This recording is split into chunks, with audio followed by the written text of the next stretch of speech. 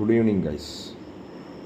இதில் வந்து நம்ம மக்களுக்கு இன்னும் ஒரு சில கொஷின்ஸ்லாம் இருக்குது. என்ன கொஷின்ஸ் அப்படின்னு பார்த்தீங்கன்னா, ஸோ இன்டர்ன்ஷிப்னால் என்ன சார் அப்படிங்கிற ஒரு சந்தேகம் இருக்குது. இன்டர்ன்ஷிப் அப்படிங்கிறது என்னவாக இருக்கும் அப்படின்னு பார்த்தீங்கன்னா, அது ஒரு ஒர்க் எக்ஸ்பீரியன்ஸ், பணி அனுபவம் அப்படின்னு அதுக்கு அர்த்தம். என்ன செய்யணும் அப்படின்னு பார்த்தீங்கன்னா, நீங்கள் ஒரு பர்டிகுலர் டொமைன் பர்டிகுலர் காலேஜில் பர்டிகுலர் டிபார்ட்மெண்ட் படிக்கிறீங்க.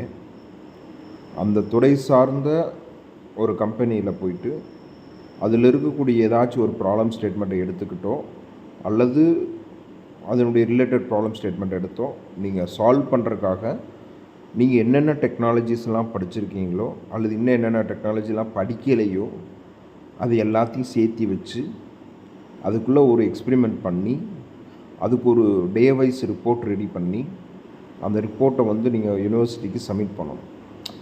ஸோ அதற்கு பேர் தான் வந்து இன்டர்ன்ஷிப். ஸோ இன்டர்ன்ஷிப்புங்கிறது வந்து என்னென்னா, நார்மலான ஒரு ட்ரெடிஷ்னல் ட்ரைனிங் கிடையாது. இன்டர்ன்ஷிப் அப்படிங்கிறது என்ன அப்படின்னா, ஒரு ஒரு எம்ப்ளாயாக மாறுறதுக்கு முன்னாடி நடக்கக்கூடிய ஒரு ஸ்டேஜ் ஆஃப் ப்ராசஸ். உங்கள் வாழ்க்கையில் 12 வருஷம் ஸ்கூல் டேஸில் யாராச்சும் சொல்லி கொடுத்துருப்பாங்க, அதை வச்சு யூஸ் பண்ணியிருப்பீங்க.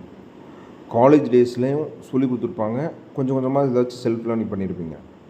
ஆனால் இன்டர்ன்ஷிப் அப்படிங்கிறது முழுக்க ப்ராப்ளம் சால்விங் ப்ராசஸ் தான். முழுக்க ப்ராப்ளம் சால்விங் ப்ராசஸ்ஸு. இதில் மேக்ஸிமம் நீங்கள் என்ன பண்ணணுன்னா, செல்ஃப் லேர்ன் பண்ணுவீங்க. அதில் அந்த கம்பெனியில் மென்டார்ஸ் இருப்பாங்க. அவங்க என்ன இப்படி பண்ணலாம் அப்படி பண்ணலான்னு அவங்களோட ஒப்பீனியன் தான் சொல்லுவாங்க. அது சரியாக தப்பாக இல்லையா அப்படிங்கிறத நீங்கள் எக்ஸ்பெரிமெண்ட் பண்ணி தான் முடிவு பண்ணணும். Okay, thank you. All the best. Thank you.